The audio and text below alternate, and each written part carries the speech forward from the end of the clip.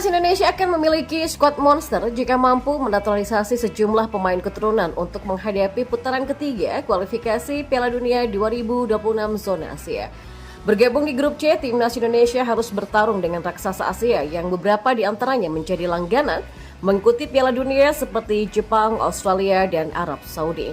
Bahrain dan China yang juga bergabung di grup C putaran ketiga kualifikasi Piala Dunia 2026 zona Asia bukan lawan sembarangan yang bisa dikalahkan Timnas Indonesia dengan mudah. Oleh karena itulah PSSI terus melakukan persiapan agar Timnas Indonesia bisa berbicara banyak di putaran ketiga nantinya. Terlebih hanya akan ada 2 tim yang lolos langsung ke Piala Dunia 2026. Sementara tim di peringkat ketiga dan keempat harus mengikuti putaran kelima dan lolos ke Piala Dunia 2026. Cara tersebut dianggap menjadi paling realistis yang bisa ditempuh. Salah satu persiapan yang dilakukan agar skuad Garuda bisa bicara banyak adalah dengan mendatangkan beberapa pemain keturunan. Hal ini dinilai bisa meningkatkan level tim asuhan Sinteyong tersebut. Beberapa nama pemain keturunan pun juga mulai bermunculan, bahkan ada juga pemain-pemain yang secara terang-terangan menyatakan minat untuk bergabung dengan Ragnar Oratmangun dan kawan-kawan. Mereka yang sudah menyatakan minatnya untuk dinaturalisasi diantaranya adalah Jero Ritwell, Ole Roveni, Kevin Dix, dan juga beberapa pemain keturunan lainnya. Komposisi tersebut ditambah dengan Martin Paes yang sampai saat ini masih menunggu proses perpindahan asosiasi dari KNVB ke Timnas Indonesia. Lantas, bagaimana skuad monster Timnas Indonesia menghadapi putaran ketiga kualifikasi Piala Dunia 2026 zona Asia nanti? Dan inilah prediksi dari tvOneNews.com. Kita mulai dari penjaga gawang. Ya, posisi penjaga gawang akan menjadi milik Martin Paes jika proses perpindahan asosiasinya sudah rampung. Maka dengan kemampuan dan pengalamannya di FC Dallas, tidak ada alasan akan mencadangkannya. Martin bisa menawarkan ketenangan serta refleks yang luar biasa dalam menghadang bola. Kiper berusia 26 tahun ini pun cukup handal dalam mendistribusikan bolanya. Kemudian di posisi back, dengan menggunakan formasi 3-4-3, komposisi di lini belakang tidak banyak berubah. Hanya Kevin Dix yang akan masuk sebagai pemain baru di lini pertahanan Timnas Indonesia. Kevin Dix akan berkolaborasi dengan Jay Irses dan Justin Hubner yang sudah lebih dulu memperkuat skuad Garuda. Dengan komposisi seperti ini, maka Jepang dan Australia mungkin bisa berpikir 2 kali untuk bermain secara terbuka. Kemudian di posisi back saya pada Sonny Wallace masih akan mengisi pemain utama. Sementara di posisi back kiri ada Kelvin Verdong yang nampaknya tidak akan tergoyahkan. Lalu di posisi gelandang, Tom Hei, Nathan Choaon, dan pemain keturunan Jero Ritwell akan membuat lini tengah Indonesia akan cukup sulit untuk ditaklukkan. Ketiganya akan punya tugas yang sangat berbeda. Nathan Cho dan Jero akan lebih fokus untuk bertahan sekaligus membantu penyerangan, sedangkan Tom Hei bertugas mengatur distribusi bola. Lalu di posisi penyerang, striker menjadi sektor yang paling banyak disorot pada putaran kedua kualifikasi Piala Dunia 2026 zona Asia lalu. Pasalnya, penampilan bomber Timnas Indonesia dianggap masih belum optimal. Karena itulah Ole Roveni bisa menjadi jawaban atas belum tajamnya lini depan Timnas Indonesia. Dia akan berkolaborasi dengan Ragnar Oratmangun dan juga Rafael Struij. Dan kita beralih ke informasi selanjutnya. Ya, Persatuan Sepak Bola Seluruh Indonesia atau PSSI akan menaturalisasi 3 pemain keturunan baru. 3 pemain keturunan ini sebelumnya sudah sempat membela Timnas Indonesia U20 di Toulon Cup 2024 pada Juni lalu. Kepastian soal naturalisasi ini disampaikan langsung oleh manajer Timnas Indonesia U20 dan U17 Ahmed Zaki Iskandar.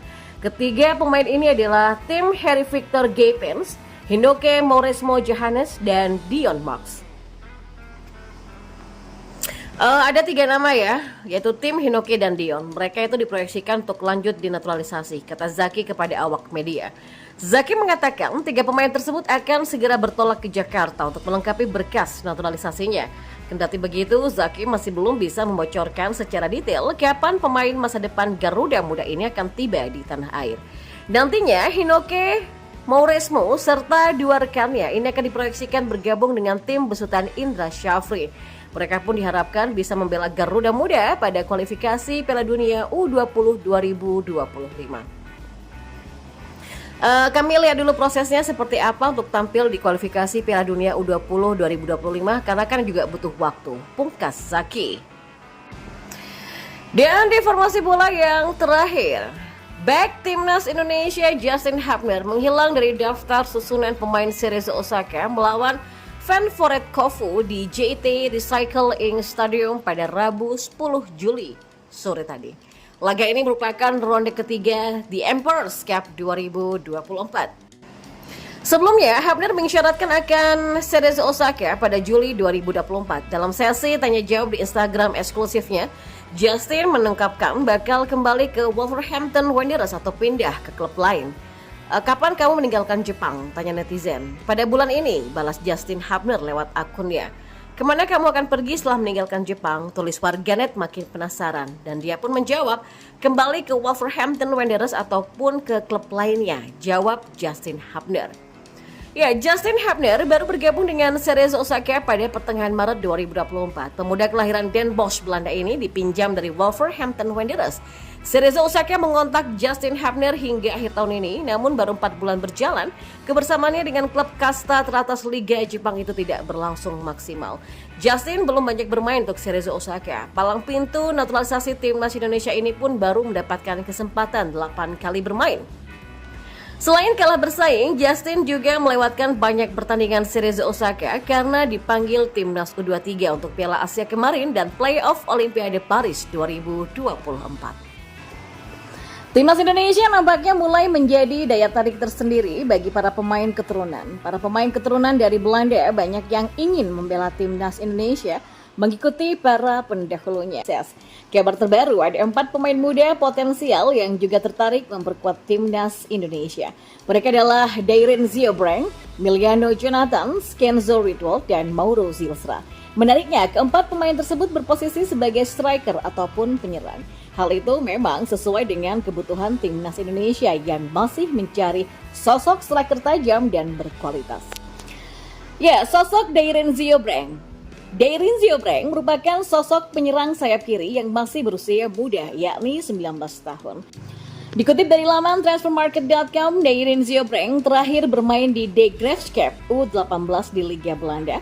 Namun kabarnya, Dairen Ziobrang saat ini berpeluang ditransfer klub Liga 3 Belanda yang bernama Quick Boys. Kemudian, sosok Miliano Jonathan.